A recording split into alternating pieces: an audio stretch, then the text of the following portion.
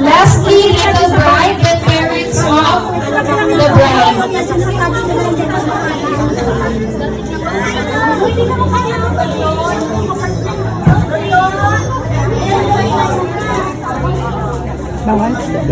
Parents of the bride and Koy Dudas. Pupunta sila sa iyo. So pupunta sila sa akin. Oo, kasi Parents of the bride and Koy Dudas. Okay, ladies and gentlemen, we will now be starting the procession.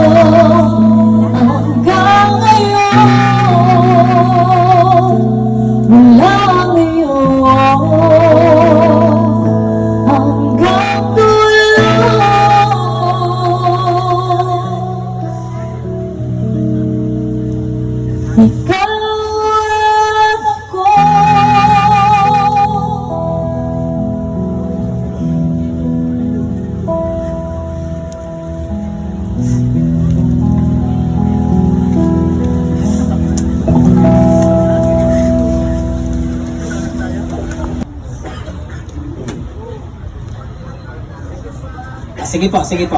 Hintayin na natin yung delo. Dagdag na tiis kayong dalawa. Hintayin natin yung belo.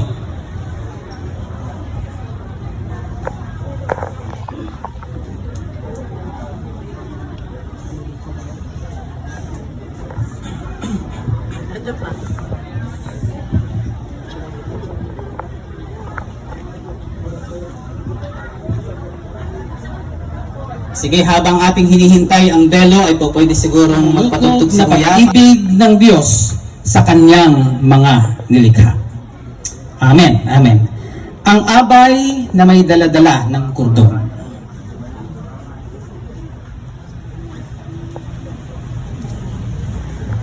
Yan.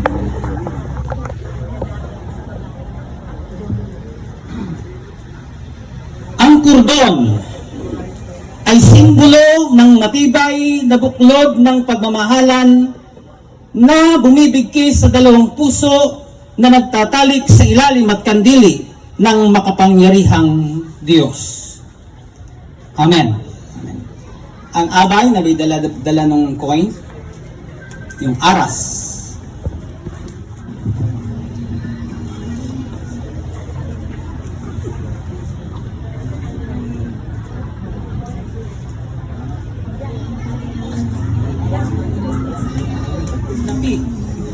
Ay naglalarawan ng mga biyayang material na nanggagaling sa kagandahang loob ng Diyos sa ating buhay.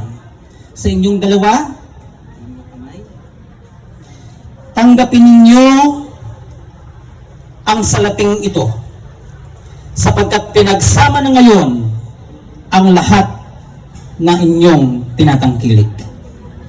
Amen. Amen.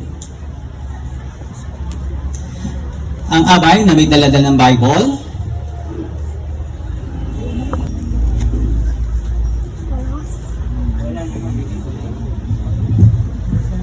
Ang Biblia ay salita ng Diyos.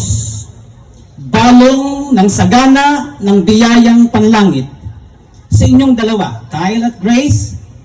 Tanggapin ninyo ang Bibliyang ito at ugaliin ninyo na magbasa.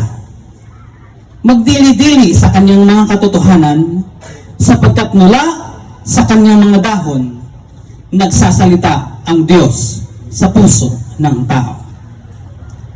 Amen. Amen. Kakaisa ng bagong kasal ay simbolo ng pagtatalik ng dalawang buhay na pinagsanib sa isang ningas. Sa kalooban ng Diyos at nagbabadya na ang dalawa ay tunay na naging isa. Ang liwanag ng kandila ay siring simbolo ng nag-iisang ilaw, ang ating Panginoong Hesus. Sumakanya nawa ang kaharian, ang kapangyarihan at ang kaluwalhatian ngayon at magpakailanman. Amen. Amen. Grace and I's wedding, and it really means a lot to us to have you all down to celebrate this special day with us. We would like to shout out to all of the family, relatives, sponsors, friends, entourage, and staff that made this celebration possible. You all have been super awesome tonight. To my college friends, just want to say that I'm super grateful to have this friendship in my life. Growing up, you guys constantly been so supportive, and I can always count on you all to have my back covered. To my mom, thank you for all your efforts to raise me up. I know I wasn't the easiest child to raise and always making trouble for you in the past, but thank you for your unfailing love for me. To my new mom and dad, thank you for being so nice and welcoming to me, always making me feel at home with you guys. Thank you for raising Grace so well, to be such a strong, dependable, and sweet, loving woman. Lastly, to my dearest wife, I never knew that the girl I laid eyes at work 6 years ago would be the very same girl that I'm saying I do to. The very first time I met you, I was looked like she's so strict, fierce, feisty, but as we started talking, due to me hearing you sing in balcony and subsequently meeting up with our group of friends and then meeting up together on one-on-one, I started noticing the inner humor in you, and we clicked with each other. We are pretty different in our personality, but we complement each other. You always have a way to brighten up my day whenever I'm feeling down, and I know that you'll always be there for me. I'm excited for our new journey together as husband and wife. I love you so much, Shani.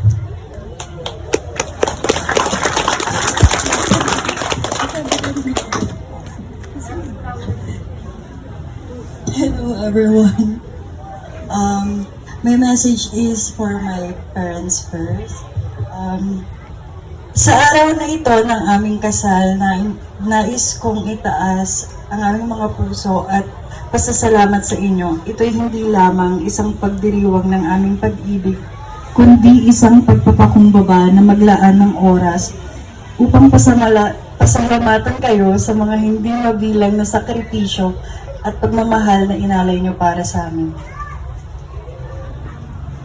Sa pamamagitan ng inyong mga aral at pagmamahal, itinuro ninyo ang halaga ng pamilya, respeto at pagmamahal sa Diyos. Ang inyong mga kwento at karanasan sa buhay ay naging ilaw sa aming landas. Kami ay mas naging mabuting tao nang dahil sa inyo.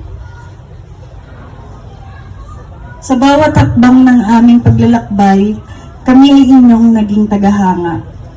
Sa pag-usbong ng aming pag-ibig, sa pagtahak namin sa mga pangarap at ambisyon, at sa pagpaparamdam ninyo ng suporta, kayo ang aming inspirasyon. Sa mga oras ng kalungkutan at kasiyahan, kayo ang naging aming mga tagapayo. Ang inyong mga salita ng pagpapala ay aming dinadala habang kami ay nagmamarcha sa buhay. Hindi sapat ang mga salita para maipahayag ang aming pasasalamat sa inyo. ang inyong pagmamahal at sakripisyo ay hindi matutumbasan. Subalit ngayong espesyal na araw namin, nais namin itaas ang aming mga boses upang sabihin, mahal namin kayo. Sa inyong mga mata kami ay makikita nyo na patuloy na magmamahalan at susuportahan ng isa't isa.